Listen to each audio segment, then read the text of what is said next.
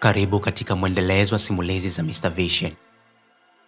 Na hii ni sehemu ya 9, ikiwa ni mwendelezo wa sehemu ya 8 na sehemu zingine zilizopita.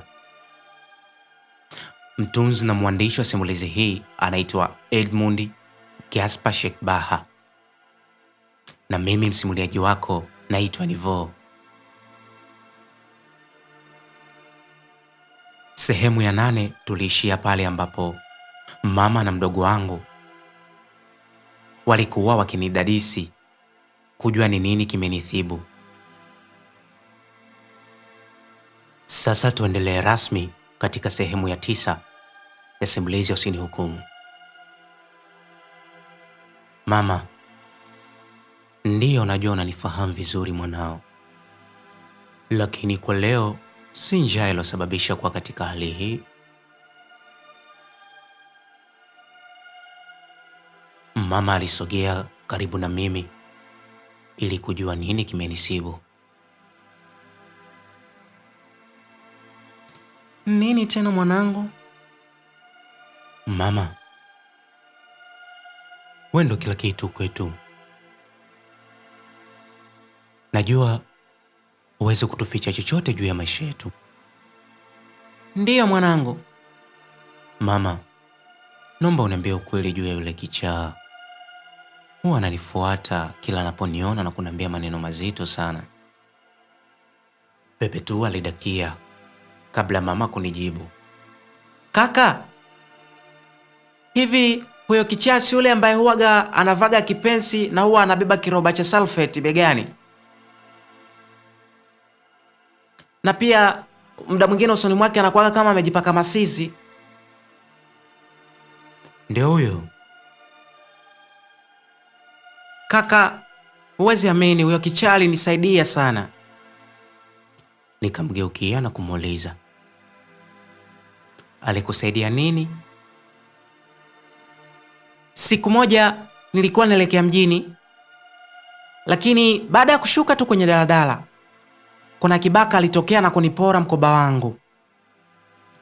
Mara ghafla akatokea yule kichaa, akanikabidhi kiroba chake, akaniambia nimshikie, akaanza kumfukuza yule kibaka.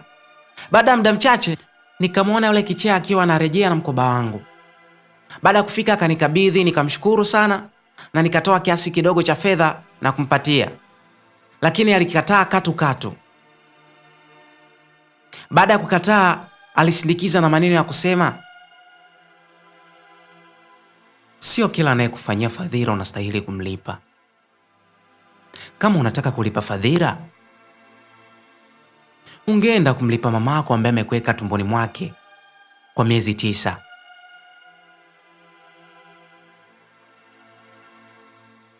Baada ya kusema maneno yale aliondoka.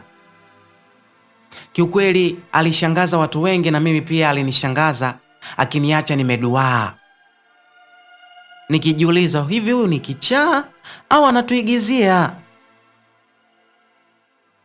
Mimi na mama tulishangaa, kisha tukaguna kwa sauti ya chini chini.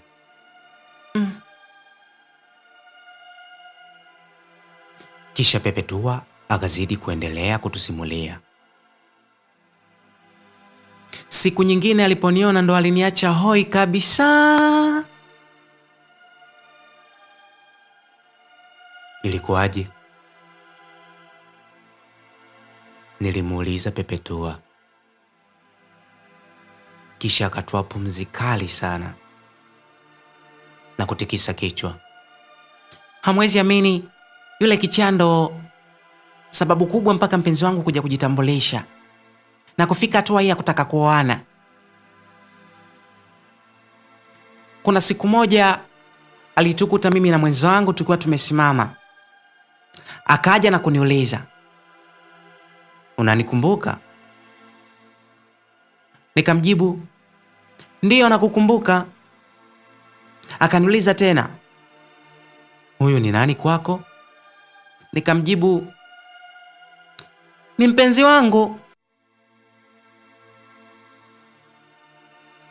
Yaani alivyotuangalia kisha akajipenyesha katikati yetu.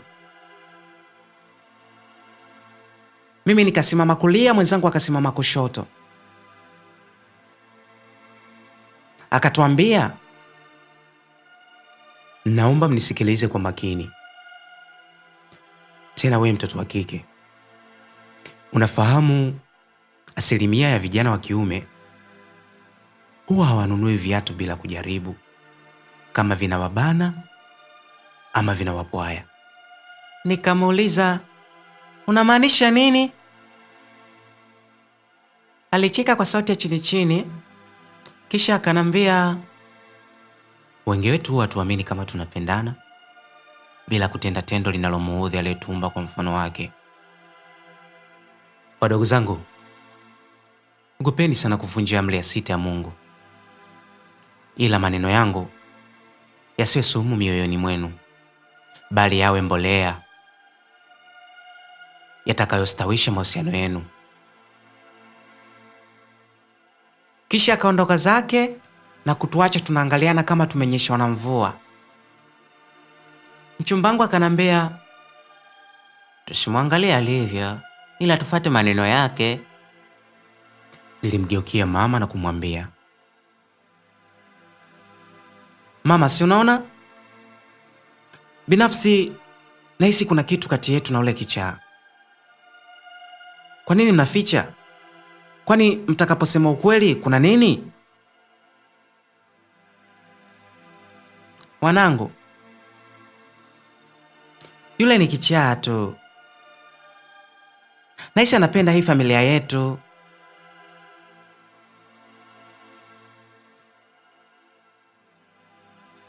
Na hapa tumefika tamati ya sehemu ya 9 ya simulizi ya Usinihukumu. Tukutane tena katika sehemu ya 10 ya simulizi yetu ya Usinihukumu ili kujua nini kitaendelea baada ya mama kuwajibu wanawe kwamba kichaa imetokea tu, ameipenda familia. Je, kuna ukweli wowote? Kichaa akawa ni sehemu ya ile familia? Ama kichaa ni nani wa yule familia? Basi tukutane katika sehemu ya 10.